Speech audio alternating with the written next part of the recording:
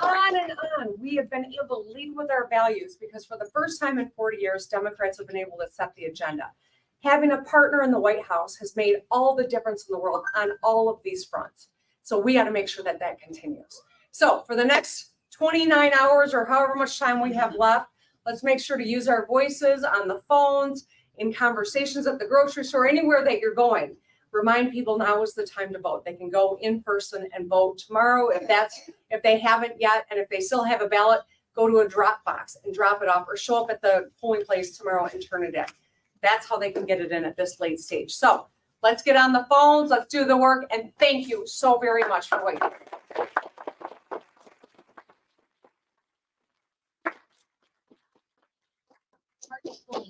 Oh, okay, I get to mingle. Okay. See you again. Oh, yay! Oh, good. Oh, good. Okay, good. We have plans to go to New York together. That's great. Hi, good to see you. Thanks for being here. How are you? Good to see you. How's it going? Oh my God, awesome. We are good. Here. Oh, okay. I'm coming. Okay. All right. Perfect. Feeling good? You did? So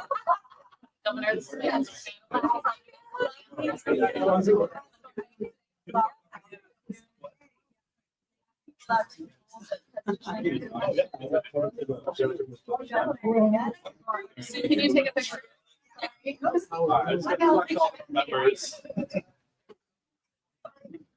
There you go. Thank you. Thank you. Yes, of course. Thank you.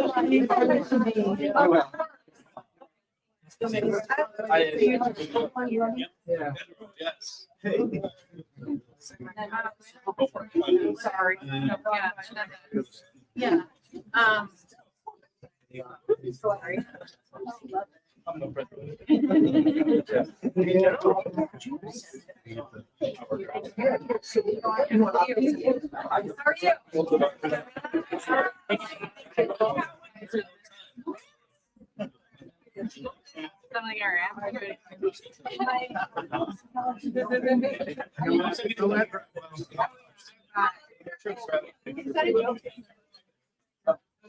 That's good.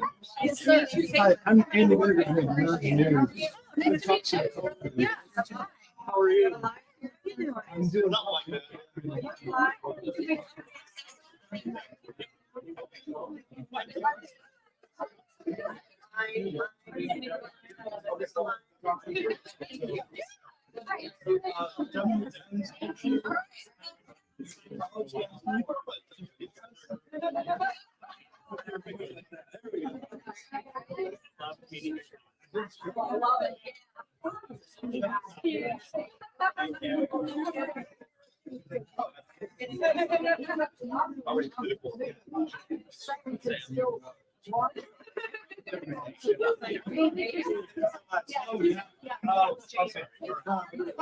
Oh my God. We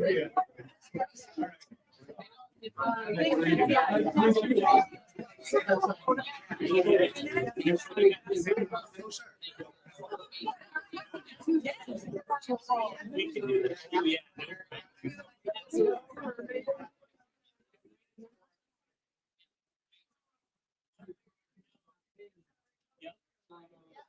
We can send you.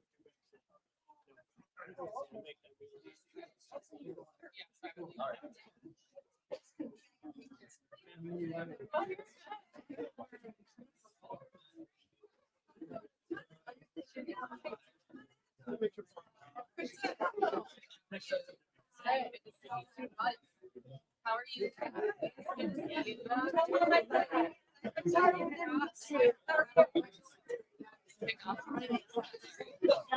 Thank you so much. I appreciate it.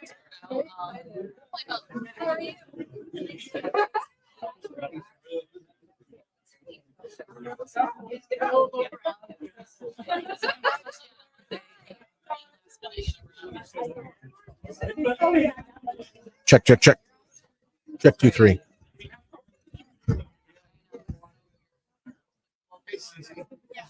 Is she gonna come back here? Yeah, I'll bring her back here. I love the This art. is one of my governor coats. I have 4. And So anytime, she has that leather jacket look. So anytime she does it, it's like, and then I had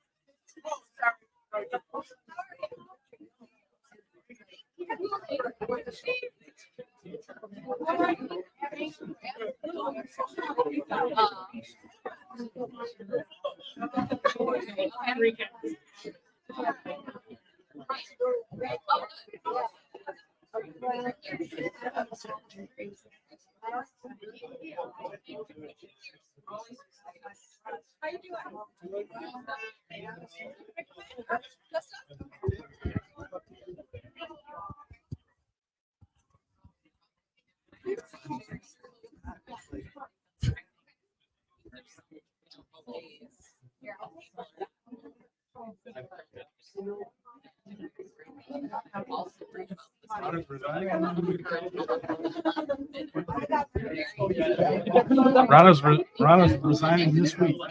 Who? Rana Romney. Really?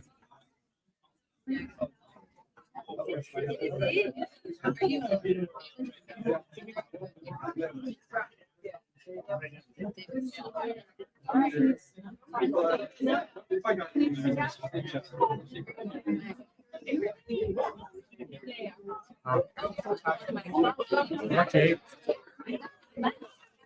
I think that's it.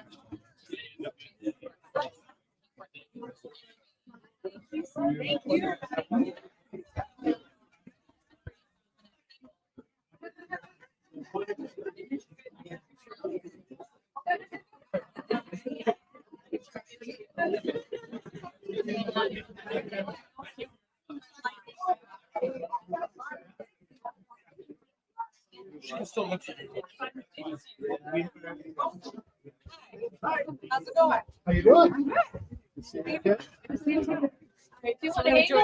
Yep.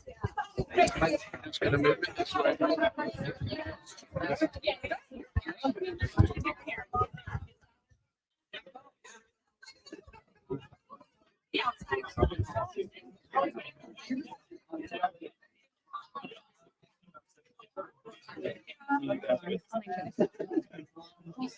Let me know when you're ready.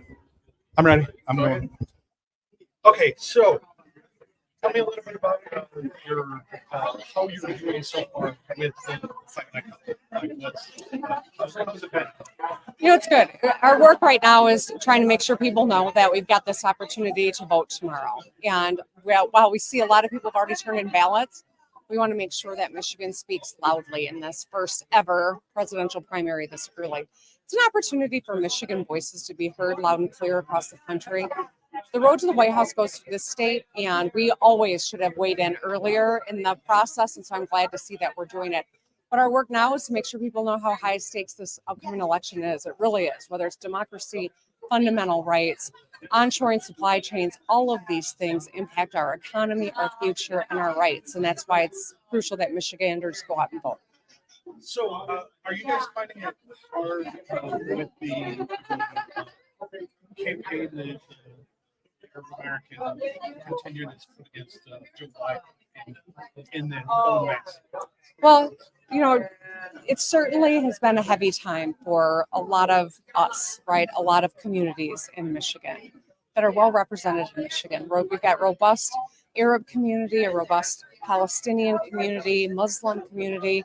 They're not all one, the same. And same with we've got a beautiful, robust Jewish community as well. And there's pain that is universal with all the loss of innocent lives. So I understand how strongly people feel. I respect that. My job, though, is to make sure people understand that if you do anything other than cast an affirmative vote for Joe Biden, it's a vote for Donald Trump second term. And a second Trump term would be devastating on so many levels and so many issues. And that's why it's crucial that people get out and vote and cast an affirmative vote for Joe Biden. How have you guys been dealing with?